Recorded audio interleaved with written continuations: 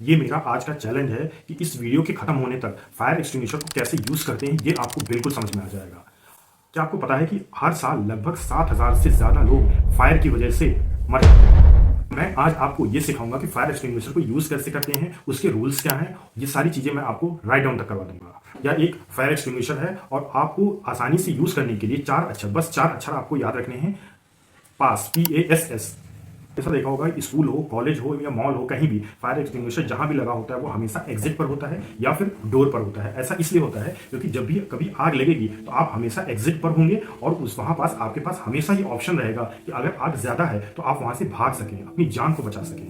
तो चलो आप जानते हैं कि उसको यूज कैसे करते हैं। सबसे स्टार्टिंग में मैंने कहा था कि आपको एक कोड याद रखना है, पास। उसमें पास में सबसे पहला अक्षर आता है P। पहले पी का मतलब होता है पुल। देखो, फायर एक्सटिंग्विशर को आप पहली बार जब हाथ में लोगे तो एक ऐसा पिन मिलेगा जो कि आपको इसको सेफ्टी से हटाना है। ये एक तरीके का लॉक होता है, आपको ये पिन पुल करना है और फेंक देना है। ध्यान रहे, किसी किसी फायर एक्सटिंग्विशर में एक ब्लू लॉक भी होता है, तो पिन निकालने से पहले भी उसे आपको निकालना होगा। अब आता है पास कोड में सेकंड लेटर जो कि होता है ए का मतलब होता है एम। अब जो फायर एक्सटिंग्विशर का होस्ट पाइप होता है उस होस्ट पाइप को टारगेट पर एम करना है। ध्यान रहे कि बेटर टारगेटिंग के लिए होस्ट पाइप को एकदम दूर से पकड़ना है, मतलब बिल्कुल आखिरी से एंड से पकड़ना है। और थर्ड जो लेटर होता है वो आता है एस का मतलब होता है स्क्वीज। राइट हैंड से ही इस स्पीकर को पकड़ूंगा जिससे कि वो अच्छे से दबा सकूं और फायर एक्सटिंग्विशर से जो भी एजेंट है वो बाहर निकल सके।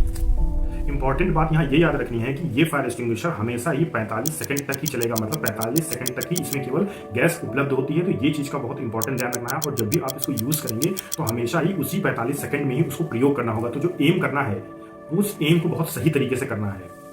अब आता है सबसे लास्ट का वर्ड एस का मतलब होता है स्वीप, यानी कि एक बार फायर एक्सटिंग्विशर चालू हो गया तो बाद में होस्ट पाइप को ऐसे धीरे धीरे हिलाते रहना है और ट्रिगर को हमेशा पूरी तरीके से दबाना है, पार्शली नहीं।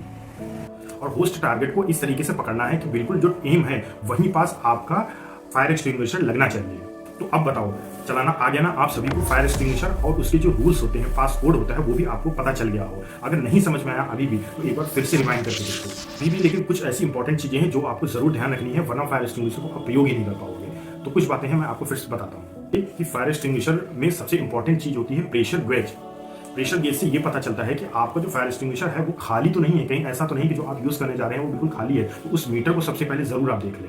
फायर एक्सटिंग्विशर को यूज करते वक्त जैसे जैसे आप नजदीक जाओगे वैसे वैसे आपको नीचे झुकना पड़ेगा। इसके पीछे बहुत ही बेसिक साइंस है। एयर की डेंसिटी ज्यादा होती है और स्मोक की डेंसिटी कम होती है। इसका मतलब होता है कि भारी है और वो हल्की है, इसलिए जमीन से ज्यादा पास रहेगी और स्मोक हाइट पर रहेगी। इंपॉर्टेंट चीज ये होती है कि फायर एक्सटिंग्विशर पे हमेशा ही लिखा होता है ABCD, इस तरीके से नंबर दिए होते हैं। इसका मतलब ये होता है कि कौन सा फायर एक्सटिंग्विशर कौन सी हीट या फायर के लिए यूज करने के लायक है। मतलब ये A होता है और B होता है और C होता है और D होता है। A टाइप का फायर एक्सटिंग्विशर है, उसको अगर आप C टाइप की फायर पे अगर यूज करेंगे तो उसका कोई मतलब नहीं है, वो सब बेकार हो जाएगा। तो जब भी आप फायर एक्सटिंग्विशर यूज करने जाएं तो हमेशा आप देख लें कि ABC इसमें से कौन सा फायर एक्सटिंग्विशर आपके लायक है। कोई फायर एक्सटिंग्विशर ऐसे होते हैं जो सिर्फ आग पे डायरेक्टली वर्क करते हैं, कुछ ऐसे होते हैं जो लकड़ी पे वर्क करते हैं, कुछ कोई पेट्रोल हो सकता है, तेल हो सकता है, कुछ हो सकते हैं गैस में वर्क करते हैं। तो सब का डिफरेंस अलग अलग होता है। बाकी उस पर नोट लिखा होता है जो भी आप सिलेंडर लेने जाएंगे फायर एक्सटिंग्विशर का। तो ये चीज जरूर आप ध्यान लें कि कौन सा फायर एक्सटिंग्विशर आप ले रहे हैं, किस पर्पज से ले रहे हैं। तो उम्मीद आप सभी को समझ में आ गया होगा। अभी भी कोई क्वेश्चन से डाउट है तो आप हमेशा कमेंट में हमें बताइए और ट्राई करिए कि हमारे चैनल को सब्सक्राइब करें, लोगों तक शेयर जरूर करिए। Thank you.